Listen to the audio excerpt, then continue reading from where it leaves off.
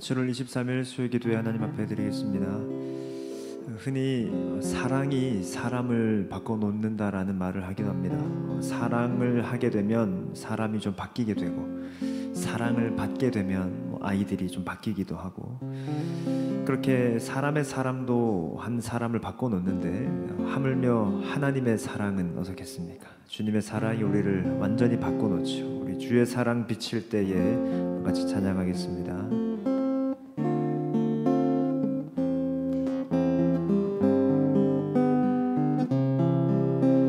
주의 사랑 비칠 때의 기쁨 오네, 근심 걱정 물러가고 기쁨 오네, 기도하게 하시며 희미한 것 물리쳐 주의 사랑 비칠 때 기쁨.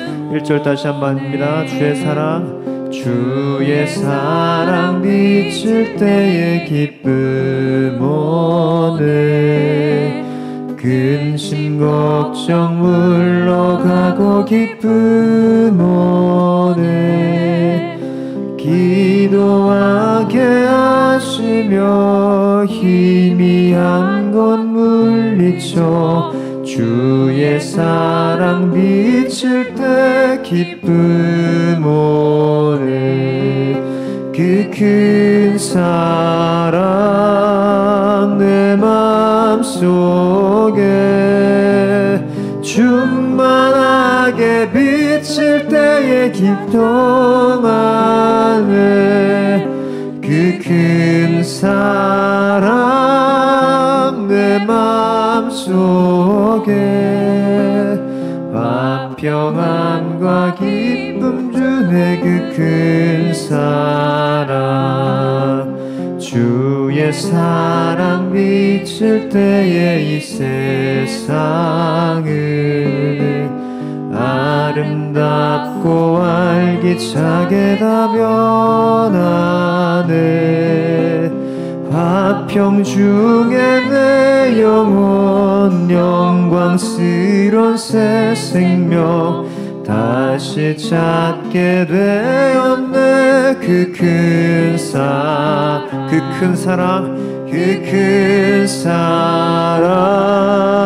내 맘속에 충만하게 비칠 때 찬송하네, 그 큰 사랑 내 맘속에 화평함과 기쁨 주네, 그 큰 사랑. 주의 사랑 비칠 때에 이 세상은 어둠 슬픔 중한 짐이 다 사라져 우리들의 가는 길 밝히 비춰주시며 복을 받게 하시네, 그 큰 4절입니다. 주의 사랑 비칠 때에 그 광채가 찬란하게 우리 둘러 비치겠네, 세상 모두 이기고 천국 생활할 때도 주의 사랑 비치네, 그 큰 사랑, 그 큰 사랑 내 맘속에 충만하게 비칠 때에 찬송하네,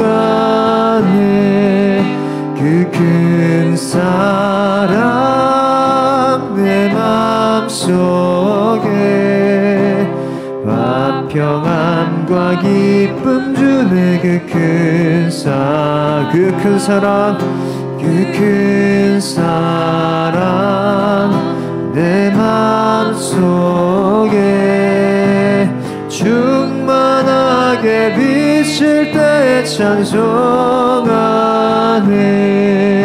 그 큰 사랑 내 마음속에 화평함과 기쁨 주네. 그 큰 사랑 그 크신 하나님의 사랑 다 용 못하네. 저 높고 높은 별을 넘어 위 낮고 낮은 땅 위에 죄범한 영혼 구하려 그 아들 보내사 화목제물 삼으시고 죄 용서하셨네. 하나님 크신 사랑은 증량 다 못하네.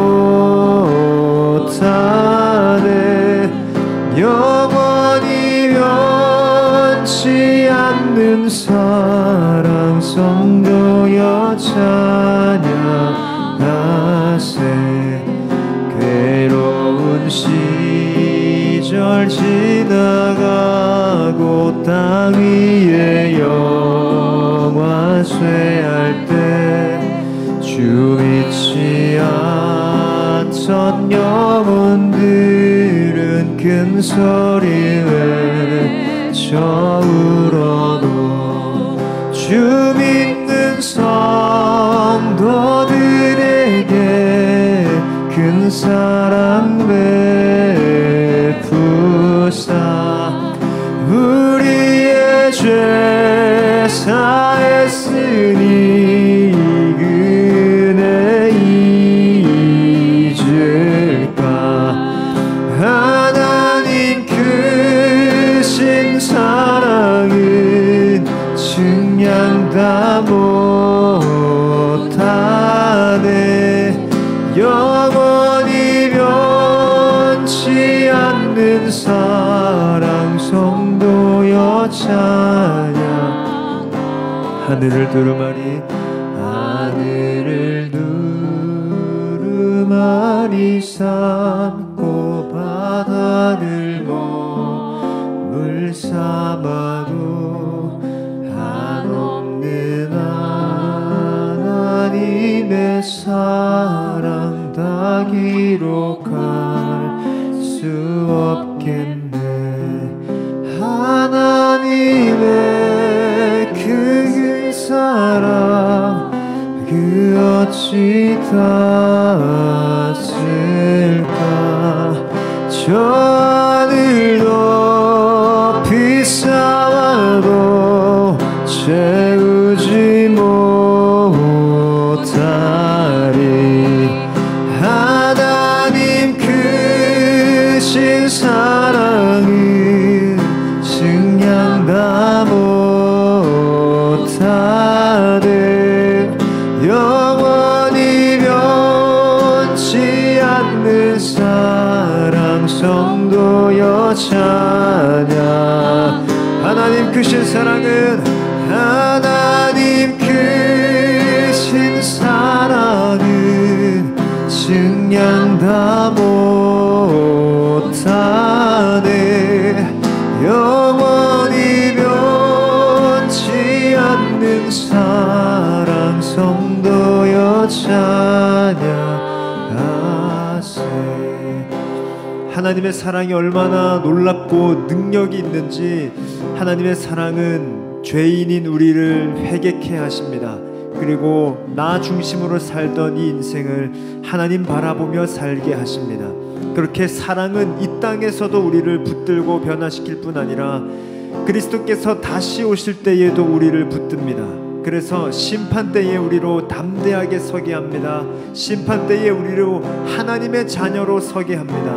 이 땅이 쇠하고 이 땅이 심판받고 멸망당할 때에 우리는 그 나라에 가게끔 합니다. 그러니 하나님의 영원하신 사랑은 우리를 지금도 그리고 영원토록 우리를 붙들고 자유케 합니다. 그러니 하나님의 사랑을 찬양하겠습니다. 우리를 위하여서 아들을 내어주신 그 아버지의 사랑을 찬양하겠습니다. 우리에게 새 삶을 주시고 영생을 주시는 그 하나님의 사랑을 찬양하며 기도로 나아가겠습니다. 기도합니다. 하나님, 주의 사랑이 어찌나 놀라운지 하나님 우리를 새롭게 하시고 우리를 변화시키시며 하나님 이 죄인으로 하여금 의롭게 하게 하시고 거룩하지 못한 우리를 거룩하게 살아갈 열망을 주시며 그렇게 내 맘대로 살고자 했던 하나님이 연약한 인생을 하나님의 뜻대로 살고자 하는 하나님 그 선한 마음을 부어주시니 주님 감사와 찬송을 드립니다. 하나님의 사랑이 이 땅에서뿐 아니라 우리로 그리스도께서 다시 오실 그때에도 바로 서게 하시니 하나님의 사랑이 영원하심을 노래하며 감사합니다. 하나님의 사랑이 그저 내게 유용한 것이 아니라 영원한 진리가 되고 영원한 기쁨이 되고 영원한 자유가 되니 주님 감사합니다. 하나님의 나라가 이 땅 가운데 임할 때에 심판주께서 재림주께서 이 땅 가운데 임하실 때에 하나님 수많은 영혼들이 심판받고 멸망당하지만 우리는 두려워하지 아니하고 주의 존전에 바로 서게 하시는 하나님 그 은혜와 능력은 오직 어린 양 예수 그리스도로 말미암고 아버지의 사랑으로 말미암으니 사랑이 모든 것을 이기고 사랑이 능력이 있으며 사랑이 하나님이 영광 받으실 만하시니 하나님 이 시간 우리가 주의 사랑을 노래합니다. 하나님 홀로 높임 받아주시고 주의 사랑 위에 서게 하여 주시고 주의 사랑으로 굳건히 설 수 있도록 인도해 주시옵소서.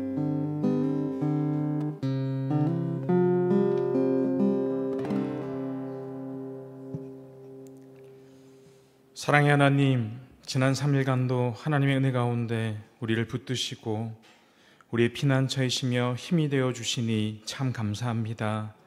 이 세상 가운데 마귀는 우리를 공격하지만 그럴 때마다 우리에게 새 영을 부어주심으로 그리스도 안에서 흔들리지 않는 믿음 가운데 거하며 살아가게 하여 주옵소서.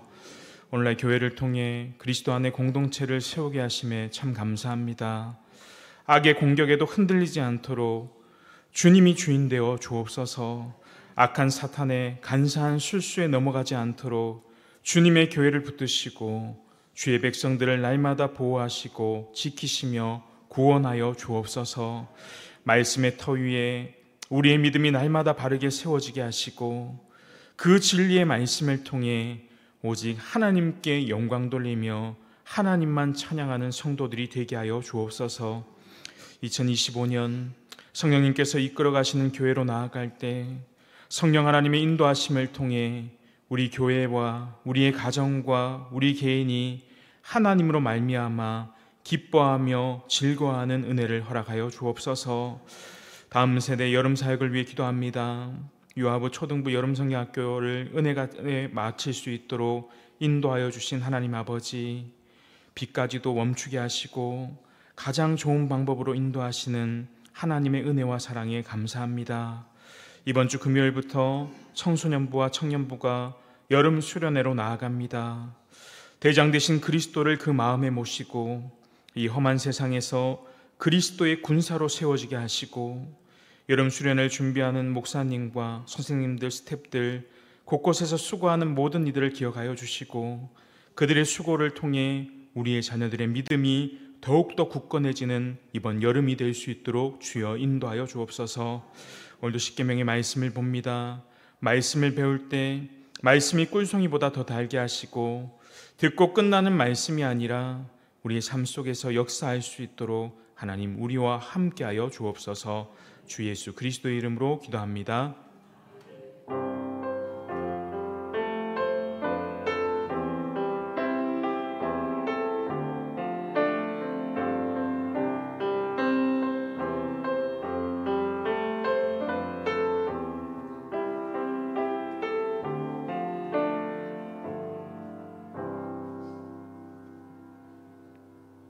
우리 하나님 말씀 보겠습니다. 구약성경 출애굽기 20장 13절 말씀입니다.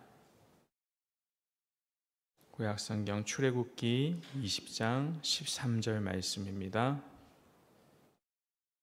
우리 한 목소리로 읽겠습니다. 시작. 살인하지 말라. 제 6계명은 이 살인하지 말라라는 이 명령입니다. 살인은 사람을 죽이는 것을, 그리고 죽이는 모든 행위를 금지하는 명령입니다. 고의로든 실수로든 이 사람을 죽여서는 안 된다라는 것입니다. 오늘 이 말씀을 통해 이 살인에 담긴 하나님의 명령을 같이 한번 살펴보도록 하겠습니다. 첫째로 제6계명에 담긴 하나님의 의도입니다. 먼저는 생명의 기원에 대해서 이야기하고 있습니다. 살인을 하면 안 된다는 것은 우리 모두가 아는 이 보편적인 진리입니다. 살인을 해도 된다고 말하는 사람은 아무도 없습니다. 살인이라는 죄는 사실 가정이나 학교에서 굳이 가르치지 않아도 본래적으로 아는 것입니다. 그럼에도 불구하고 하나님은 왜 그 계명 안에서 6계명을 통해 살인하지 말라고 명령하시며 살인을 금하셨을까요? 이 6계명은 하나님이 모든 생명의 주인이심을 깨닫게 하고자 하시는 의도가 담겨져 있습니다. 그러므로 살인은 그 대상에 대한 범죄만이 아니라 생명의 주권자이신 하나님에 대한 범죄라는 것을 이야기해 주는 것입니다.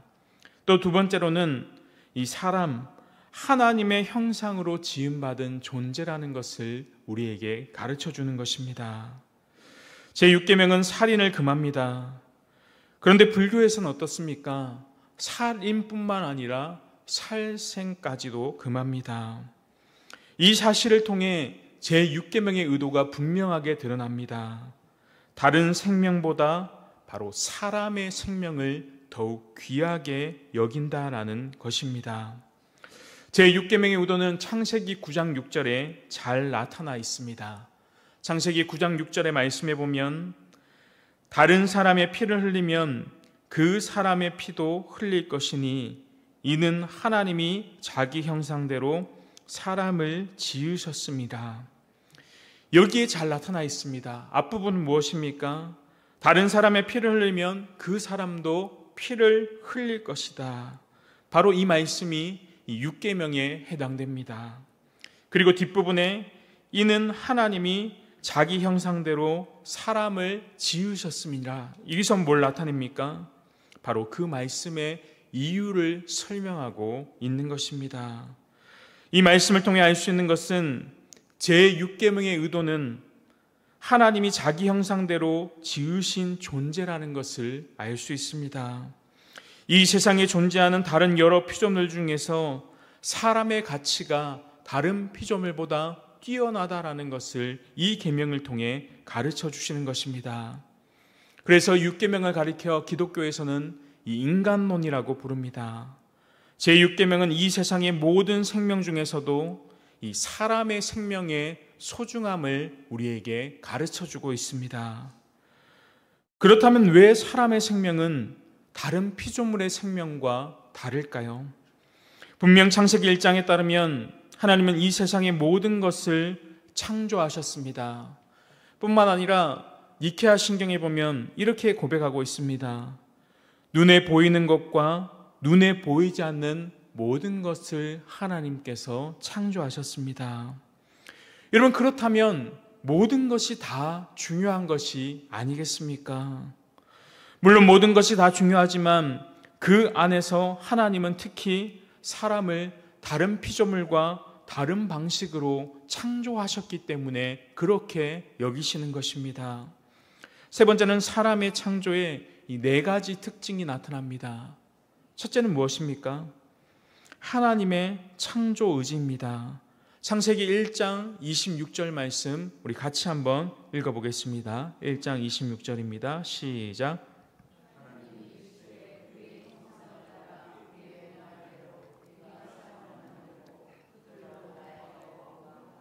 하늘의 새와 가축과 온 땅과 땅에 기는 모든 것을 다스리게 하자 하시고, 여기서 하나님은 뭐뭐를 하자 선언하시는데 곧 사람을 창조하겠다는 바로 자신의 의지를 분명하게 밝히고 계십니다. 다른 피조물을 창조하실 때는 그냥 바로 창조하셨습니다.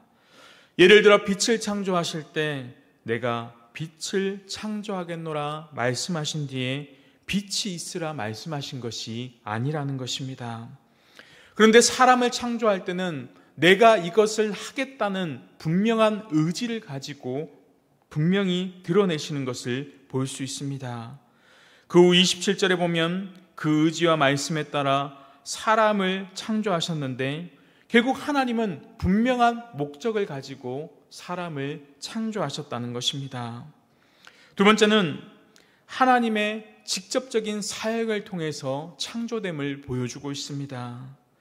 하나님의 피조물 중 식물과 동물의 창조를 보면 창세기 1장 11절에 땅은 풀과 씨 맺는 채소와 각기 종류대로 씨 가진 열매 맺는 나무를 내라 라고 했고, 20절에 보면 이 물들은 생물을 번성하라 하라, 땅 위에 하늘의 공창의 새가 나르라. 그리고 24절에 보면 땅은 생물을 그 종류대로 내되 가축과 기는 것과 땅의 짐승을 종류대로 내라라고 말씀하셨습니다. 그런데 하나님은 사람의 창조를 표현하고 있는 창세기 1장 27절을 보면 하나님이 자기 형상, 곧 하나님의 형상대로 사람을 창조하시되 남자와 여자를 창조하셨다라고 말씀하고 계십니다. 여러분, 앞의 표현들에게는 이 간접적인 뉘앙스가 들어있지만 사람의 창조는 어떻습니까? 하나님께서 직접 그것에 참여하시고 그 사역에 의해 창조되었다라는 것을 보여준다라는 것입니다.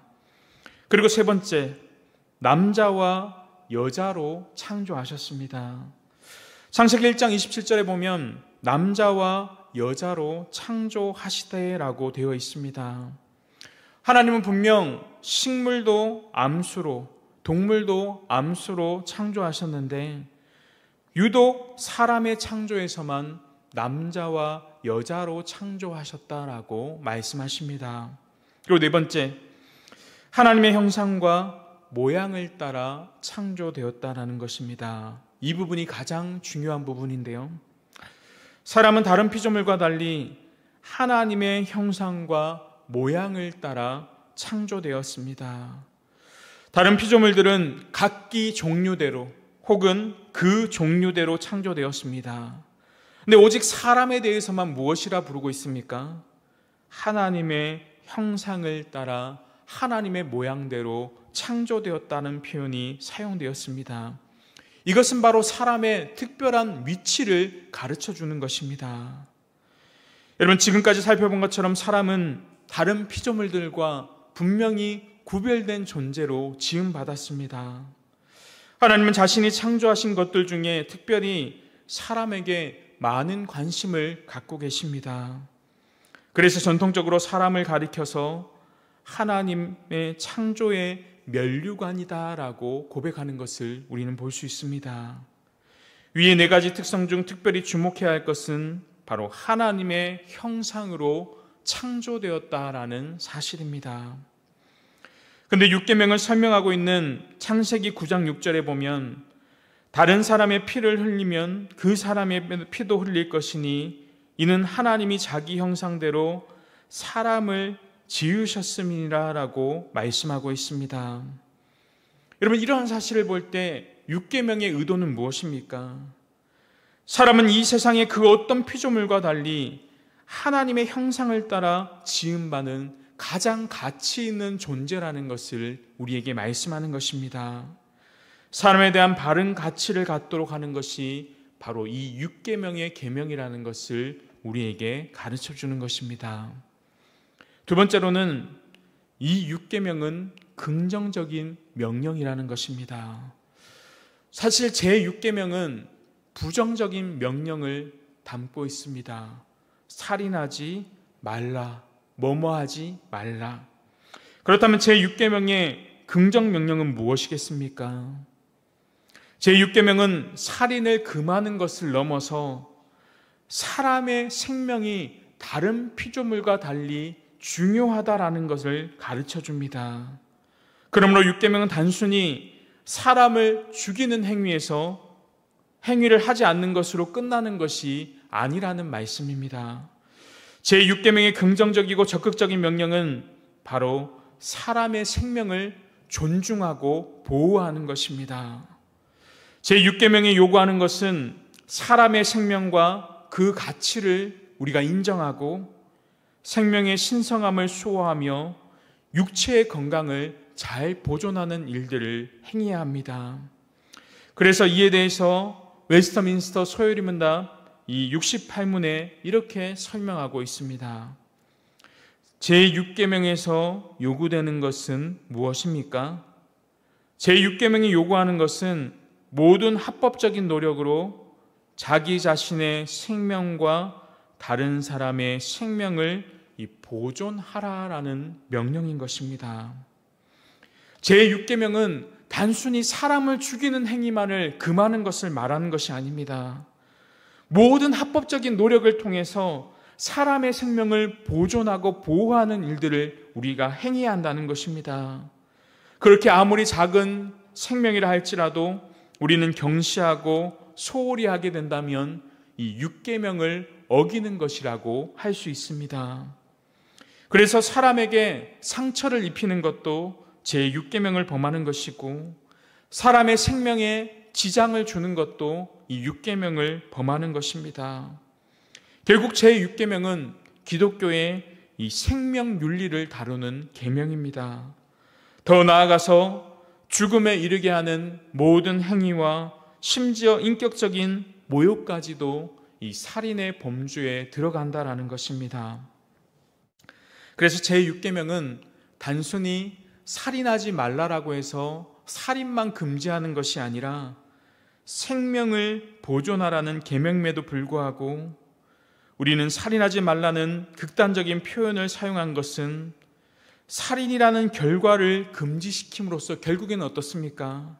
그 기여하는 모든 원인들, 그러니까 사람을 해치는 모든 원인들을 다 제거하기 위해서 살인하지 말라라는 이러한 극단적인 표현을 사용한 것입니다.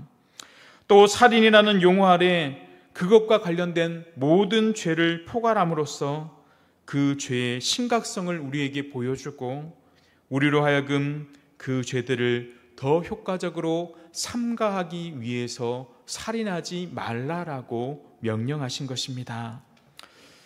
세 번째는 제6계명의 실천입니다. 사실 이 실천에 대한 부분에 대해서 워낙 방대한 자료들이 많기 때문에 사실 한 주제만 가지고 한 주씩 설교해도 서너 달은 설교가 가능할 것 같습니다. 근데 오늘은 짧게만 중요한 부분만 살펴보도록 하겠습니다. 먼저는 제6계명의 실천의 첫 번째는 마음과 혀로 범하는 살인입니다. 마음과 혀로 범하는 살인. 여러분, 세상에서 말하는 살인과 달리 이 성경에서 가르치는 살인은 상당히 광범위한 것을 볼 수 있습니다. 살인이라는 실제적인 행위뿐만 아니라 인간을 무시하는 모든 행위를 살인이라고 규정하고 있는 것입니다. 제6계명은 궁극적으로 사람의 가치를 중요하게 여기는 명령인데 결국 사람을 무시하게 된다면 그것이 곧 살인이다라고 가르치는 것입니다. 예수님은 산상수훈에서 마태복음 5장 21절에서 22절에 이렇게 말씀합니다. 우리 같이 한번 읽겠습니다. 시작. 옛 사람에게 말한 바 살인하지 말라. 누구든지 살인하면 심판을 받게 되리라 하였다는 것을 너희가 들었으나 나는 너희에게 이르노니 형제에게 노하는 자마다 심판을 받게 되고 형제를 대하여 라가라 하는 자는 공회에 잡혀가게 되고 미련한 놈이라 하는 자는 지옥불에 들어가게 되리라. 아멘.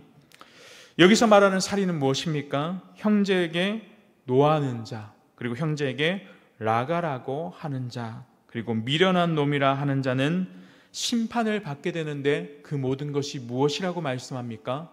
살인이다라고 말씀하고 있는 것입니다. 여기서 라가라는 말은 히브리어로, 이 히브리 욕설로 쉽게 우리말로 번역하자면 멍청한 놈인데, 이것을 욕으로 하면 더 심한 표현이겠죠.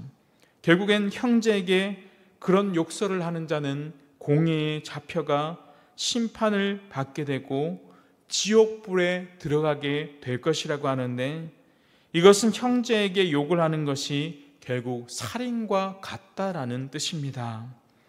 요한일서 3장 15절에 보면 그 형제를 미워하는 자마다 살인하는 자니라고 말씀하고 있습니다.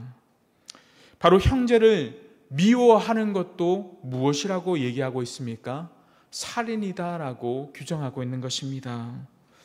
여러분, 하이델베르크 요리문답에서는 이 부분에 대해서 이렇게 설명하고 있습니다. 105문에 보면 제6계명에서 하나님이 원하시는 것은 무엇입니까? 같이 읽겠습니다. 내가 이웃의 명예를 훼손하거나 그들을 미워하거나 해치거나 죽이지 않기를 원하십니다. 나는 생각이나 말이나 몸짓으로 무엇보다 행동으로 그래서는 안 되고 다른 사람을 시켜서 해도 안 되며 오히려 모든 복수심을 버려야 합니다. 더 나아가 자기 자신을 해쳐서도 안 되고 부주의하게 위험에 빠뜨려서도 안 됩니다. 그러므로 살인을 막기 위해서 국가는 또한 칼을 가지고 있어야 합니다. 여러분, 명예를 훼손하고 미워하고 해치는 것뿐만 아니라 우리가 생각하는 복수심까지도, 그리고 부주의하게 남을 위험에 빠뜨리는 것까지도 주님은 살인이라고 우리에게 말씀하시는 것입니다.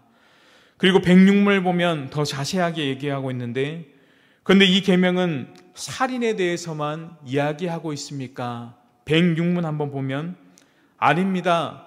하나님께서는 살인을 금하심으로써 살인의 뿌리가 되는 시기와 증오와 분노와 복수심 등을 미워하시며 이 모든 것들을 살인으로 여긴다고 가르치고 있습니다. 우리가 흔히 생각하는 시기, 증오, 분노, 복수심, 이 모든 것이 무엇이라고 얘기합니까? 살인이다라고 얘기하고 있습니다.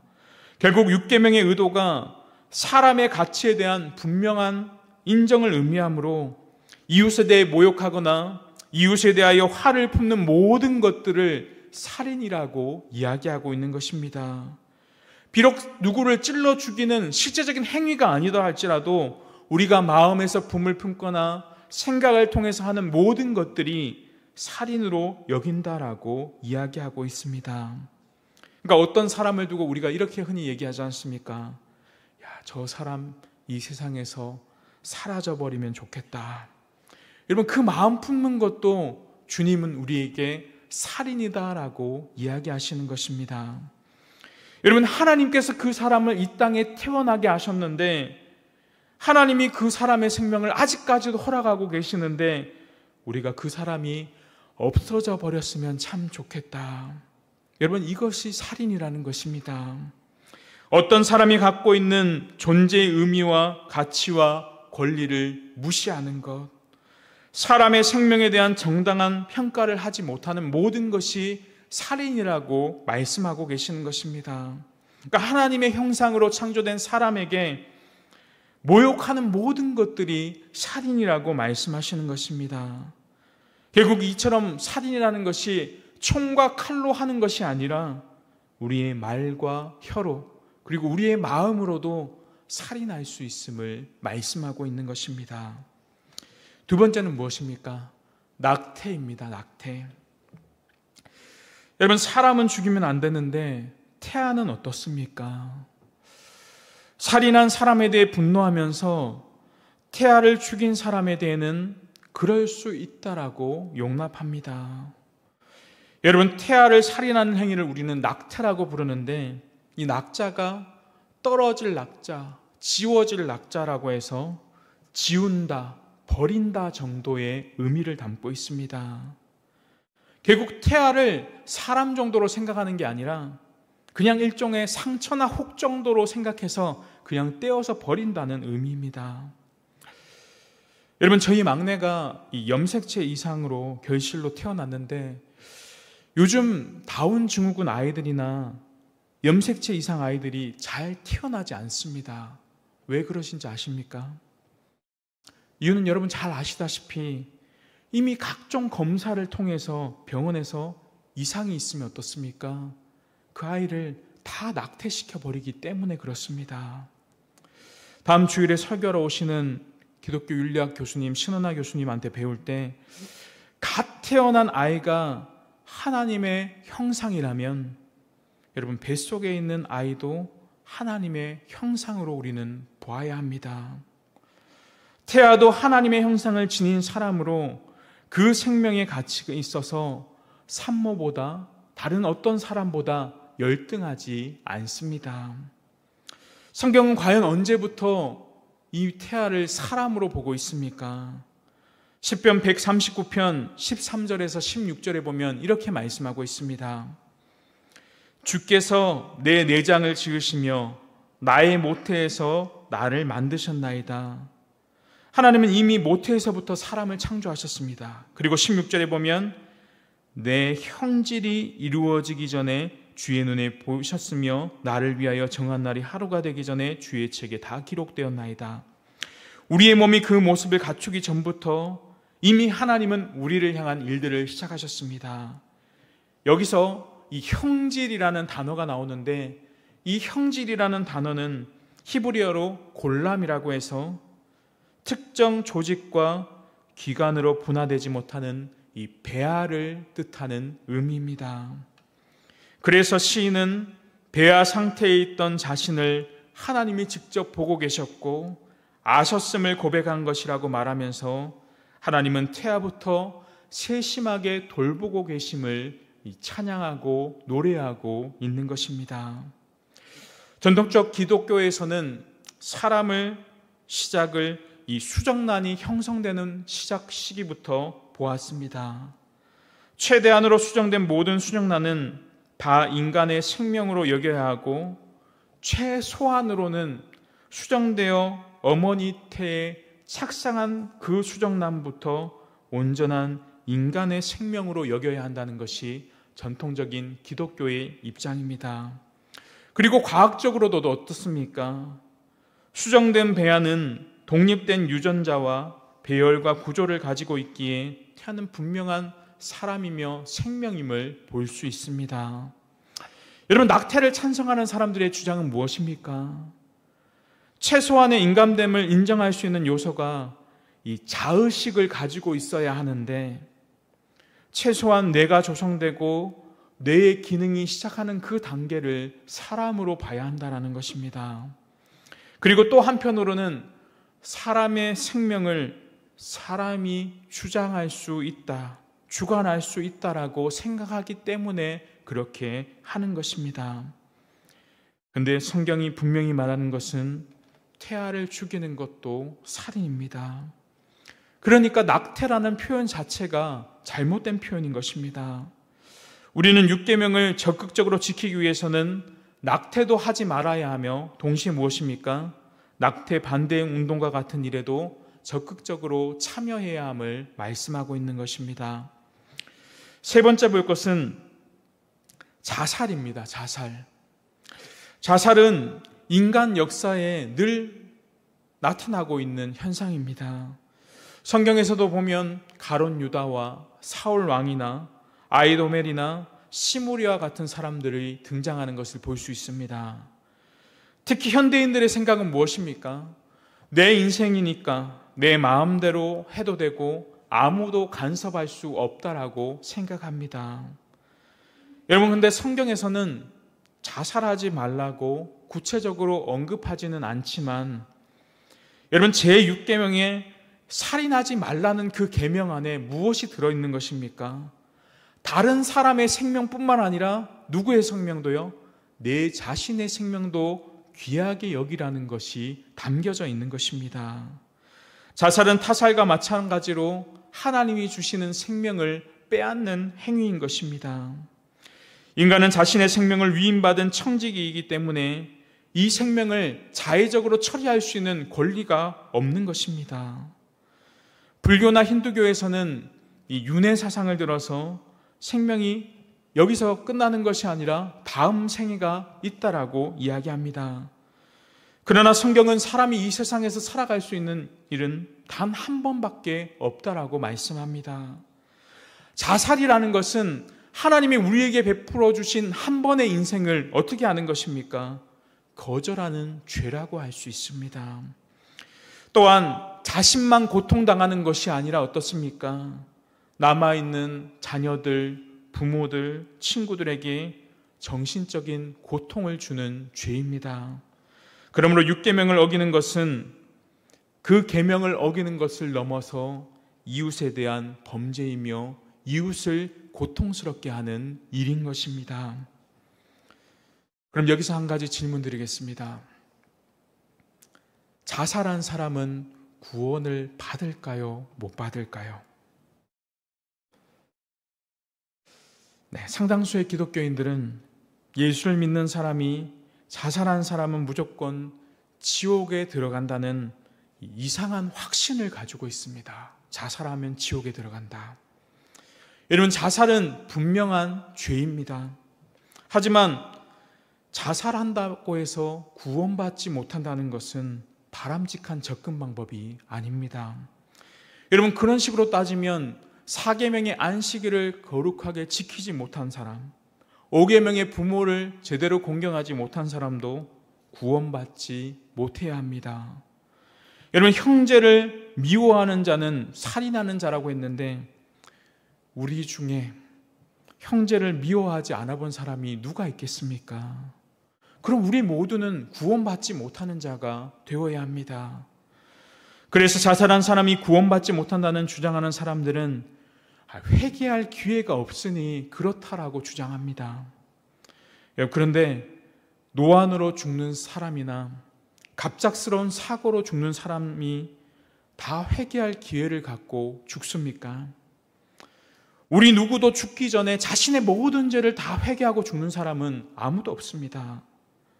그러면 우리는 자살한 사람을 정죄하는 태도로 바라보기보다는 왜 이 시대에 과연 자살하는 사람들이 많을까?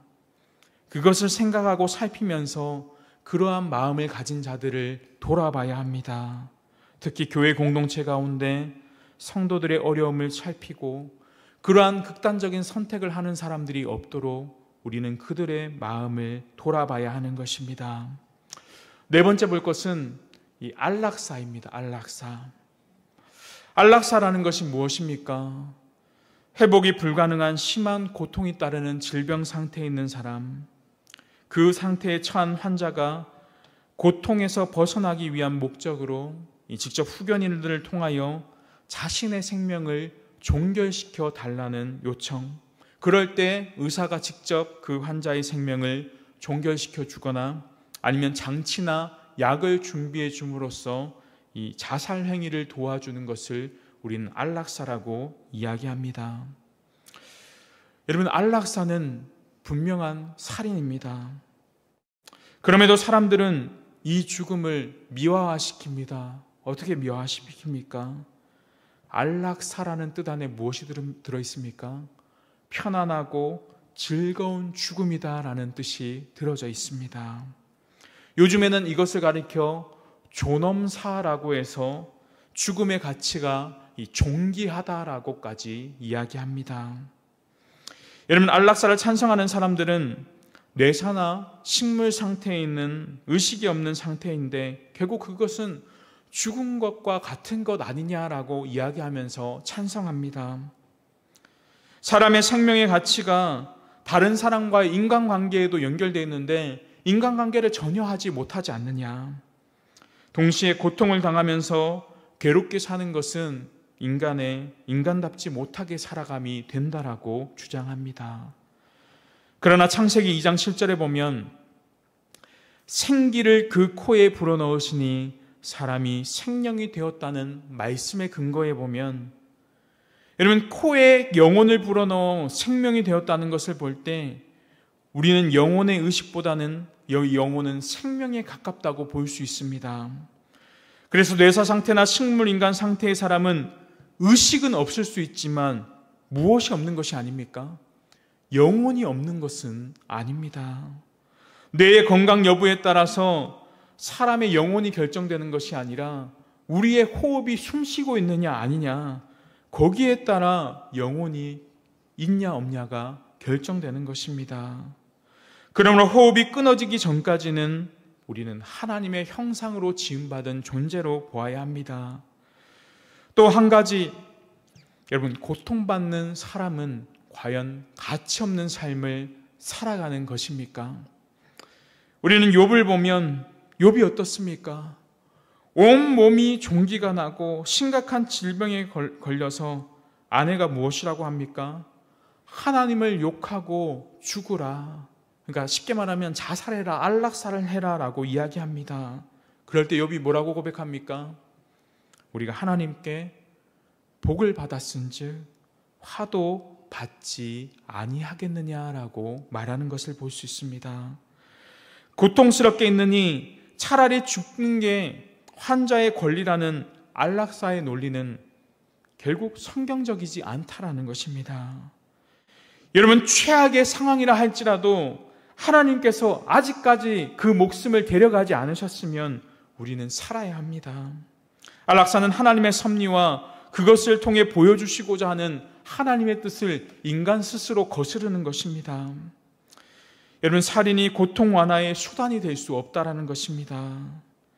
이 안락사 문제는 과거에는 생각하지도 못하다가 의술이 발달하면서 생겨난 문제입니다.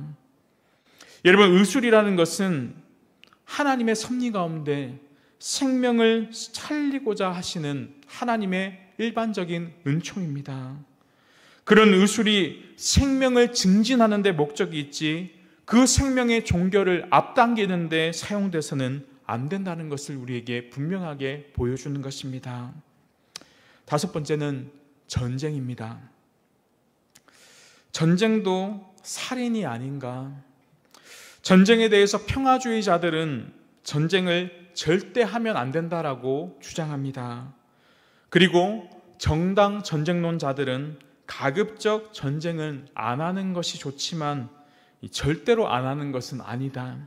그리고 마지막으로 대의 전쟁론이라고 상대방이 공격하면 어쩔 수 없이 어떡합니까? 선제 공격은 하지 않지만 방어하는 입장에서 공격해야 된다. 기독교는 이 정당 전쟁론을 지지하지만 기본적으로는 평화주의를 지향합니다. 결론은 가장 안 하면 좋습니다. 전쟁은 생명과 인체에 엄청난 손실을 가져다주며 수많은 고아와 가부를 만들어내며 엄청난 경제적 재난을 가져다줍니다. 그러나 이 세상이 악하기에 완전한 평화가 없기에 전쟁은 어쩔 수 없이 일어나고 결국 자기 방으로서 그리스도인들은 마땅히 전쟁에 참여해야 하는 것입니다. 그래서 이단들처럼 집총을 거부하고 나는 전쟁에 나갈 수 없습니다. 이것이 아니라 국가가 필요하면 우리는 그것에 참여할 수 있는 것입니다. 근데 거기서 핵심은 무엇이냐면 그 전쟁이 사람을 죽이는 데 목적이 있는 것이 아니라 더 이상 살인이 확대되지 않도록 막고 보호하기 위한 최선의 조치가 되어야 하는 것입니다. 그리고 여섯 번째는 이 사형에 대한 이야기입니다. 여러분, 기독교 안에서도 사형에 대해서 참 많은 찬반 논란들이 많습니다. 찬성하는 자들은 어떻습니까? 사형제도는 흉악한 범죄를 억제하는 데 효과가 있기 때문에 꼭 필요하다. 반대론자들은 하나님께서 살인하지 말라고 했으니 사형제도는 하면 안 된다. 사형제도가 있다고 해서 범죄 억제하는 효과는 별로 크지 않다라고 주장합니다. 여러분, 사형에 대한 성경의 가르침은 어떻습니까? 아까 읽은 창세기 9장 6절에 보면 다른 사람의 피를 흘리면 그 사람의 피도 흘릴 것이니 이는 하나님이 자기 형상대로 사람을 지으셨습니다. 첫째는 사람을 죽이면 된다 안 된다? 안 된다고 말합니다. 왜냐하면 하나님의 형상으로 지음받았기 때문에. 그런데 둘째는 어떻습니까? 사람이 죽이면 그 사람을 죽일 것이니 이것은 사람을 죽이지 말라는 명령을 강제로 강화하기 위해서 사형과 같은 제도를 허락하셨다라는 것입니다. 쉽게 말하면 하나님의 형상으로 지음받았으니까 사람을 함부로 죽여서는 안 되지만 사형 제도는 허락하셨다라는 뜻을 담고 있는 것입니다. 레위기 24장 17절에 보면 사람을 쳐 죽인 자는 반드시 죽일 것이요. 이 역시도 살인을 금하는 방법이 곧 사형제도라는 것을 우리에게 알려주는 것입니다. 근데 문제는 어떻습니까? 이 구약의 제도들을 신약에 그대로 다 적용할 수 없다라는 것입니다. 그래서 로마서 13장 4절에 보면 이렇게 말씀합니다. 그는 하나님의 사역자가 되어 내게 선을 베푸는 자니라. 그러나 내가 악을 행하거든 두려워하라. 그가 공연히 칼을 가지지 아니하였으니 곧 하나님의 사역자가 되어 악을 행하는 자에게 진노하심을 따라 보응하는 자니라.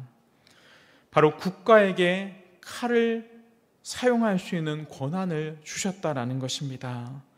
이를 통해 악을 행하는 자를 두려워하게 하고 악을 행하는 자에게 보응할 수 있도록 하기 위함이라고 하면서 이 사형제도를 사용할 수 있도록 하신 것입니다. 아까 읽은 우리 하이델베르크 배고문에 보면 이 뒷부분에 이렇게 나타나고 있습니다. 살인을 막기 위해서는 국가는 또한 칼을 가지고 있습니다. 그러니까 살인을 막기 위해서 국가가 칼을 가지고 있어야 한다는 것입니다. 사사롭게 어떤 사람의 죄를 물을 수 있는 것은 개인이 아니라 국가라는 공적 기관을 통해 이루어져야 함을 보여주는 것입니다. 예를 들어 내 가족이 살인당했다고 해서 내가 저 사람에게 보복해야지 이렇게 된다면 끊임없는 서로의 보복관계로 인해 이 사회는 결국 엉망이 되고 말 것입니다. 하나님이 친히 맡기신 국가의 권리를 통해서 일들을 행해야 된다는 것입니다. 사형제도는 흉악한 범죄를 억제하는 효과도 있고 살인이라는 죄를 깨닫도록 만드는 율법의 기능과 동일한 역할을 한다라는 것입니다. 따라서 정통적인 기독교에서는 이 살인제도를 인정합니다. 율계명은 사람을 죽여서는 안 된다고 말하지만 사형제도는 더 많은 사람들이 희생되고 죽는 것을 막기 위해 예외라는 점을 우리는 기억해야 합니다. 그리고 동시에 이 사형제도 역시도 살인을 막기 위해서 최소한의 제도로 사용되어야 한다는 것입니다. 그리고 뒷부분은 더 짧게만 살펴본 건데 7번째는 살인 방조입니다. 우리가 살인을 하거나 자살하지 않더라도 다른 사람이 죽음의 위험에 놓여 있는 그것을 건져내지 않고 그대로 내버려 둔다면 그건 역시도 율계명을 어기는 것입니다. 잠언 24장 11절에 보면 너는 사망으로 끌려가는 자를 건져주며 살육을 당하게 된 자는 구원하지 아니하려 하지 말라. 하이델베르크 107문을 보겠습니다. 앞에서 말한 방식으로 우리 이웃을 죽이지 않으면 그것으로 이 계명을 다 지킨 것입니까? 답 같이 한번 읽어보겠습니다. 시작.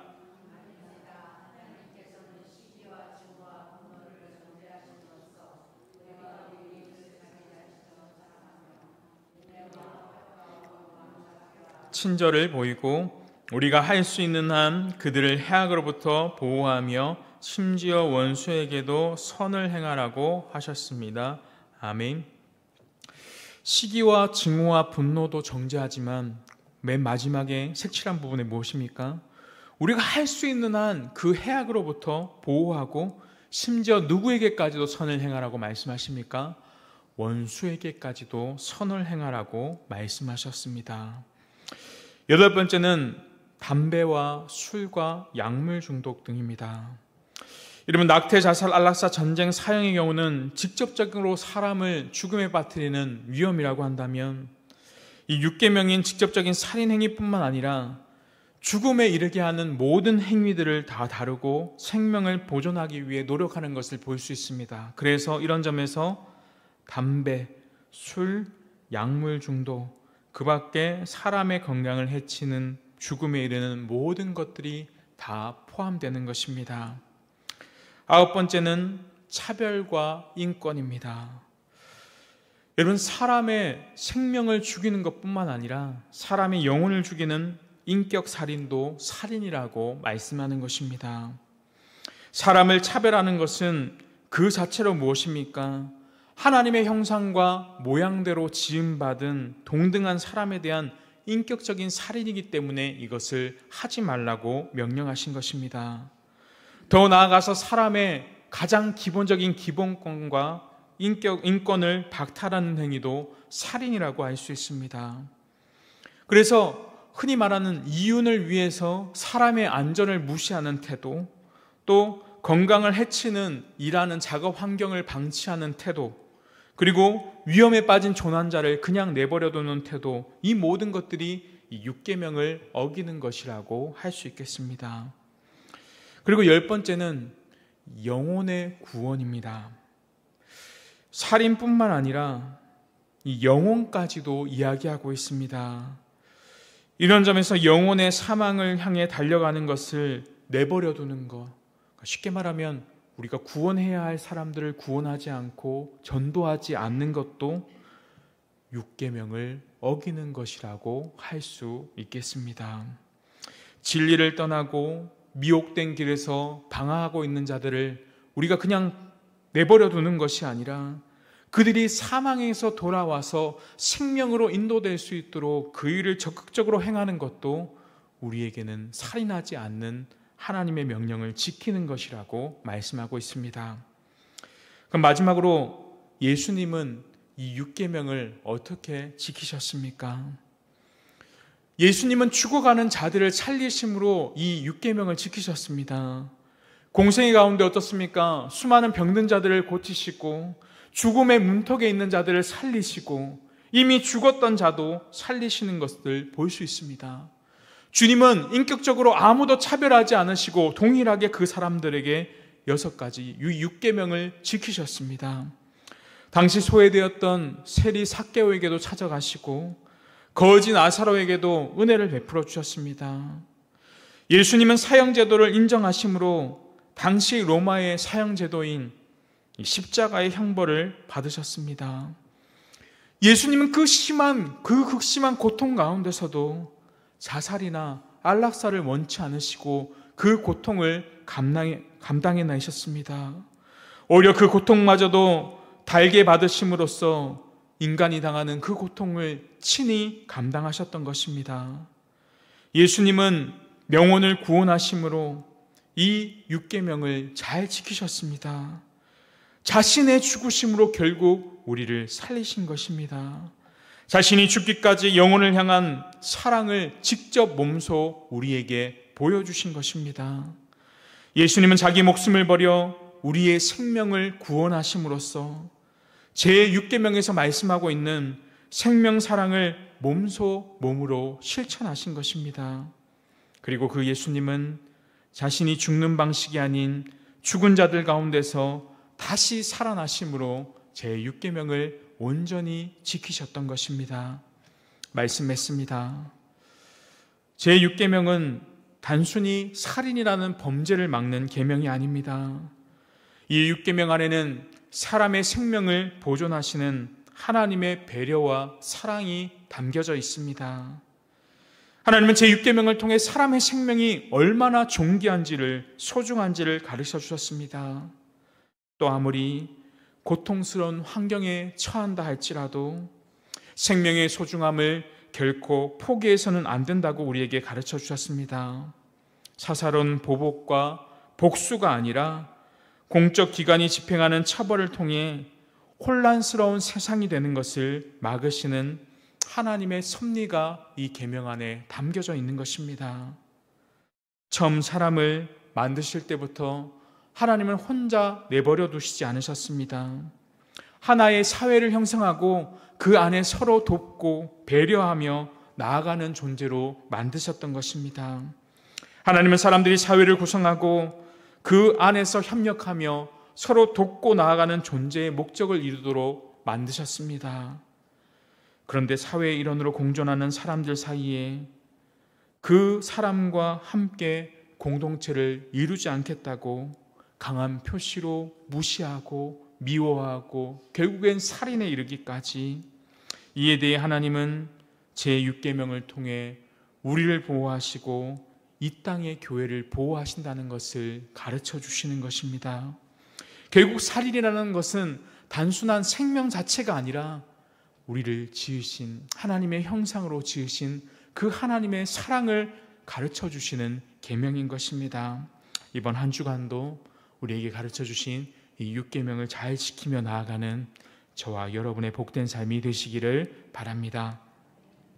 우리 말씀 생각하시면서 찬송가 272장 고통의 멍에 벗으려고 우리 찬송 부르겠습니다. 272장입니다.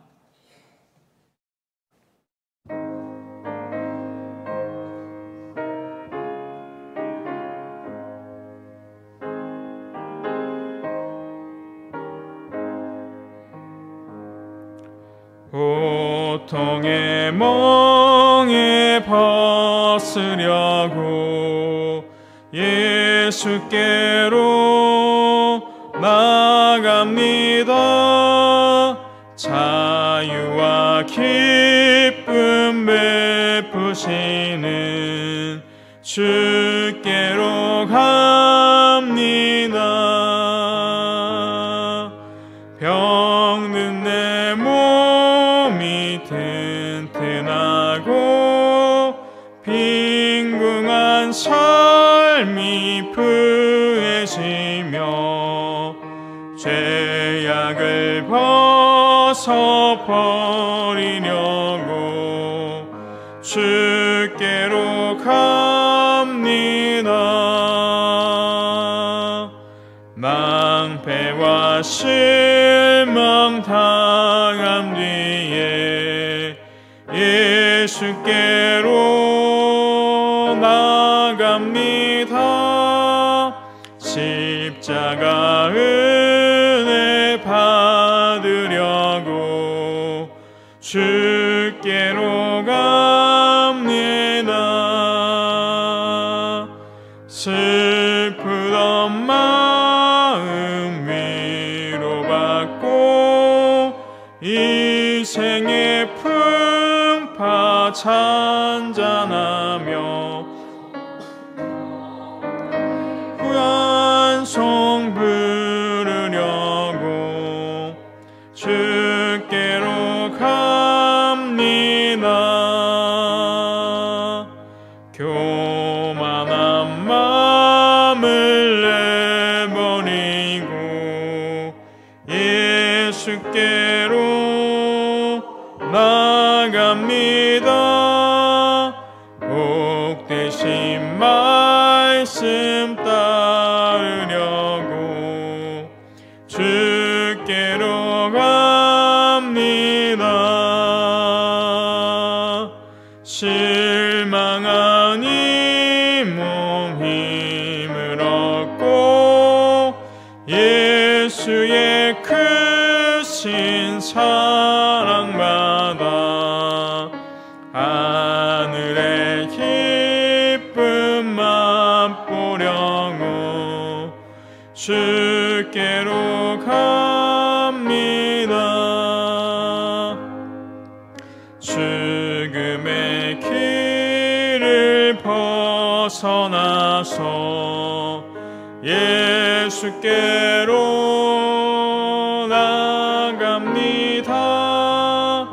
영원한 쉼을 바라보고 주께로 갑니다. 멸망의 포구에 나와 평화의 나라 다다라서 영광의 주를 배우려고 주께로 갑니다. 아멘. 살인이라는 죄가 결국 우리의 고통에서 자유하기 위해 우리의 교만함 때문에 벌어지는 죄입니다. 생명의 주권은 오직 하나님께 달려 있습니다. 우리의 잘못된 생각을 벗어버리고 온전히 주님께 나아가게 해달라고 우리 말씀 생각하면서 같이 한번 기도하겠습니다. 첫째는 하나님의 형상을 따라 지음받은 가장 가치 있는 존재라는 것을 우리가 깨달아 살게 하여 주옵소서. 그리고 나의 생명뿐만 아니라 다른 사람의 생명까지도 적극적으로 보존하며 살아가는 우리가 되게 해달라고, 그리고 마지막으로 6계명을 통해 온전히 실천함으로 교회 공동체, 우리 가정과 우리 개인을 지키시고 보호해달라고 우리 같이 한번 말씀 생각하며 기도하며 나가겠습니다. 기도드리겠습니다. 하나님 아버지, 우리가 짓는 살인의 죄가 모든 생명의 주인이 하나님이심을 온전히 깨닫지 못할 때 일어나는 힘을 깨닫습니다. 생명의 주권자 되신 하나님, 온전히 살아가게 하여 주옵소서. 다른 어떤 피조물보다 사람의 생명을 더욱더 귀하게 여기시는 하나님 아버지, 하나님의 형상으로 지음받은 존재로서, 하나님께서 살아가는 존재로서 지음받은 알게 하여 주옵소서. 영원한 사랑을 하나님의 목적 가운데 창조하시고 다른 모든 것들과 구별하여 지으신 하나님의 은혜와 사랑에 날마다 감사합니다. 사람을 남자와 여자로 창조하시고 직접적인 하나님의 사역에 동참하심으로 다른 어떤 피조물보다 귀하게 창조하여 주신 구별받은 백성으로 삼아주신 그 은혜와 사랑을 우리가 감사하며 나가게 하여 주옵소서. 하나님의 형상으로 지음받은 것이 가장 가치 있는 존재라는 것을 깨닫게 하여 주옵시고, 하나님, 사람에 대한 바른 가치를 가지고 우리가 6계명을 온전히 지켜나가며 나아갈 수 있도록 도와주옵소서. 6계명은 단순히 사람을 죽이는 일뿐만 아니라 다른 사람의 생명을 적극적으로 보존하는 일을 우리가 적극적으로 참여해야 함을 기억합니다. 사람의 생명과 그 가치를 인정하고 생명의 실성함을 수요하는 우리 육체 가운데 건강을 보존하는 일에 더욱더 힘쓰며 하게 해주옵시고, 작은 부분에서까지 우리가 생명에 대해 소홀히 여기지 않도록 그 생명을 하나님께서 귀하게 여기신다는 것을 우리가 깨닫고 온전히 죽음에 이르는 죄들까지도, 우리가 모든 것이도 사람의 인격 모욕까지도 하나님 우리가 금한다는 것을 기억하면서 온전히 사람들을 위해 기억하며 나갈 수 있도록 도와주시옵소서. 우리가 말로 마음과 혀로 범하는 그러한 살인들을 행하지 않도록 도와주시옵소서. 하나님, 우리의 생각으로 우리의 마음으로 다른 사람을 미워하거나 고통 주는 그러한 일들을 행하지 않도록 주님께서 붙들어 주시옵소서. 하나님, 우리가 적극적으로 이 말씀들 잘 지켜나가게 하여 주옵시고, 살인이 뿌리가 되는 시기와 증오와 복수심들을 벗어버리게 하시고, 어떠한 상황 가운데서도 한 사람이라도 존귀하게 여기는 우리 마음이 되게 하여 주옵소서. 낙태와 자살, 안락사, 하나님, 전쟁 사용, 살인, 방조죄, 담배, 술, 약물 중독 등 하나님 수많은 모든 것들이 하나님 살인하는 모든 일들 우리가 적극적으로 행하지 않도록 우리를 붙들어 주옵시고, 우리의 삶을 하나님께서 함께하여 주셔서 성령 하나님 동행하심을 통하여 이 모든 것들을 적극적으로 실천하며 나아갈 수 있도록 도와주옵소서. 성령 하나님, 우리 마음에 계시지 않고는 이 모든 것들을 실천할 수 없습니다. 우리의 생각과 마음까지도 하나님 주장하여 주옵시고, 온전히 그 말씀대로 살아가는 우리가 되게 하여 주옵시고, 예수님처럼 십자가의 고통마저도 순종하며 기쁨으로 받을 수 있는 우리가 될 수 있도록 주여 인도하여 주옵시고, 우리 삶을 들어주시고,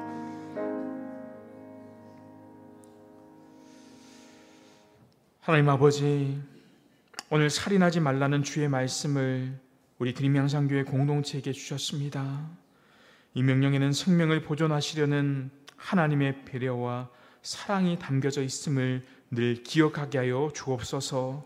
아무리 고통스러운 상황이라 할지라도 어떠한 생명도 포기하지 않고 보복과 복수가 아니라 서로 협력하고 배려하며 사랑하며 살아가는 우리 모두가 되게 하여 주옵소서. 하나님의 형상으로 지음받은 존귀한 존재라는 것을 우리가 날마다 깨달으며 살아가게 하여 주시고, 작은 일에서조차도 생명을 존귀하게 여김으로 적극적으로 이 6계명을 실천하며 나아가는 우리가 되게 하여 주옵소서. 우리의 마음과 혀로조차도 이 계명을 어기지 않게 하시고, 이 6계명의 모든 말씀들을 실천하기 위해 성령님께 도움을 구하며 늘 기도하며 나아가는 우리가 되게 하여 주옵소서. 그럴 때 성령 하나님, 우리를 붙드셔서 주의 말씀에 순종하게 하시고 이 말씀을 따라 지키며 살아가는 우리 드림양산교회 공동체가 될 수 있도록 주여 인도하여 주옵소서. 주 예수 그리스도의 이름으로 기도합니다. 아멘. 우리 이번에 기도하실 때 교회를 위해서, 성도를 위해서 중보기도 하겠습니다. 먼저 교회를 위해서는 여름 사역을 위해서 기도하겠습니다. 초등부 여름 성경학교가 잘 마쳤고요, 묘아부랑 함께 이 연합으로 잘 마쳤고, 이번 주 금요일부터 이 청소년부와 청년부 연합 수련회가 원코리아 리조트에서 이 그리스도의 군사라는 주제로 진행됩니다. 65명의 다음 세대들, 또 교사와 스태프까지 합치면 약 거의 한 80명 정도 됐는데요, 말씀 전하시는 강사와 또 준비하는 교사 스태프들, 그리고 참석하는 우리 다음 세대들을 위해서 기도해 주시기 바랍니다. 그냥 다녀오는 수련회가 아니라 말씀으로 잘 무장되어서 그리스도의 군사로 세워질 수 있도록, 또 여러 가지 환경과 날씨 모든 진행하는 일들 가운데 하나님이 함께 하시고 하나님이 주관하는 수련회 될 수 있게 해달라고 기도해 주시면 좋겠습니다. 그리고 동시에 더운 여름철 성도들의 영육간의 강건함을 위해서 기도하겠습니다.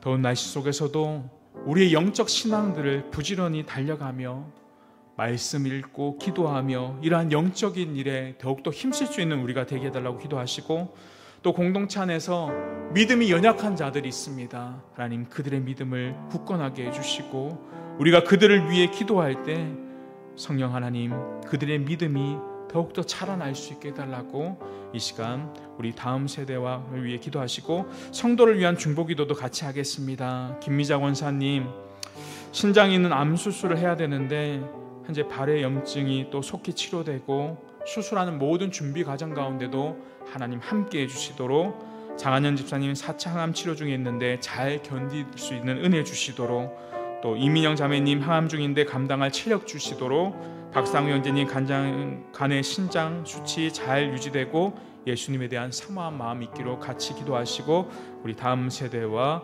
우리 성도들의 영육간의 강건함 위에 함께 기도하겠습니다. 기도드리겠습니다. 하나님 아버지 감사함을 드립니다. 드림양산교회 여름 사역 가운데 하나님 함께 하시니 참 감사합니다. 요아부 초등부 여름 성경학교 은혜가 안에 마칠 수 있도록 인도해 주시니 감사합니다. 이번 주 금요일부터 청소년부와 청년부 여름 수련회가 있습니다. 하나님 우리의 다음 세대들 그리고 교사와 스태프들 함께 할 때 처음부터 마지막까지 하나님이 함께하여 주옵소서. 대장 되신 그리스도 예수께서 함께 하실 때 우리가 그리스도의 군사로 굳세게 세워질 수 있도록 도와주시옵소서. 말씀 전하는 강사분을 붙들어 주시옵시고, 주님의 권능으로 말씀을 더딥혀 주셔서 말씀이 선포될 때 그리스도 예수의 복음이 그 자리에 전해질 수 있도록 도와주시옵시고, 우리 다음 세대들 아멘으로 말씀을 받고 말씀을 온전히 굳건하게 세워질 수 있는 우리 다음 세대를 될 수 있도록 도와주시옵시고, 뜨겁게 기도하며 열정적으로 함께 찬양하며 뛰놀면서 믿음의 공동체로 세워질 수 있는 수련회가 될 수 있도록 도와주옵소서. 이를 위해 준비하는 교사와 교역자들 스태프들 붙들어 주옵시고, 이들의 수고와 헌신을 통해 우리의 다음 세대의 믿음이 더욱더 견고해질 수 있도록 은혜를 주옵시고, 하나님의 날씨와 여러가지 모든 환경과 여건까지도 지켜주시옵소서. 우리들이 명상교회 공동체 영육간의 강건함을 위해 기도합니다. 하나님 더운 날씨 속에서 자칫 우리의 신앙이 해이해질 수 있는 그런 상황 속에서도 하나님 우리가 하나님의 말씀을 읽고 기도하며 큐티하는 일에 힘쓰며 나아갈 수 있는 우리가 되게 하여 주옵소서. 우리 안에 나태해지기 쉬운 게으름이나 교만함들 죄악들 무너지게 하시고, 온전히 하나님 성령 하나님의 인도하심을 따라 영적으로 풍성해질 수 있는 시간들 낼 수 있도록 주여 인도하여 주옵소서. 하나님 교회 안에 특별히 믿음이 연약한 자들이 있습니다. 하나님 그들 기억하여 주옵시고, 그들이 공동체 안에서 예수 그리스도를 온전히 알아갈 수 있는 말씀을 통하여서 주님을 깨달아갈 수 있는 그러한 신앙으로 더욱더 세워지는 그러한 은혜들을 허락하여 주시옵소서. 하나님 우리 교회 공동체 하나님 아픔으로 힘들어 자라는 병들 기도합니다.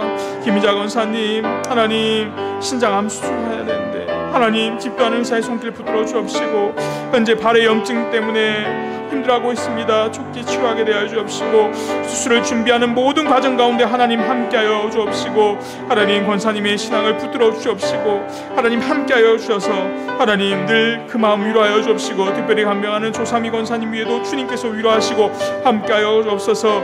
하나님 장한영 집사님의 기도합니다. 하나님 4차 항암 치료 중에 있습니다.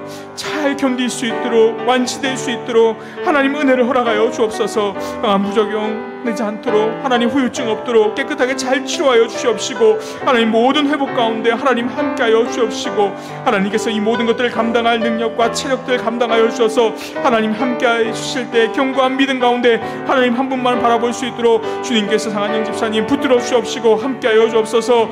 이민영 자매님 항암 치료 시작하고 있습니다. 하나님 기력을 회복하여 주옵시고 모든 치료 과정 가운데 체력들 하나님 잘 회복시켜 주셔서 잘 치료받을 수 있도록 도와주옵시고 이번 기회를 통해 그 마음 가운데 복음을 받아들일 수 있도록 주여 도와주옵소서.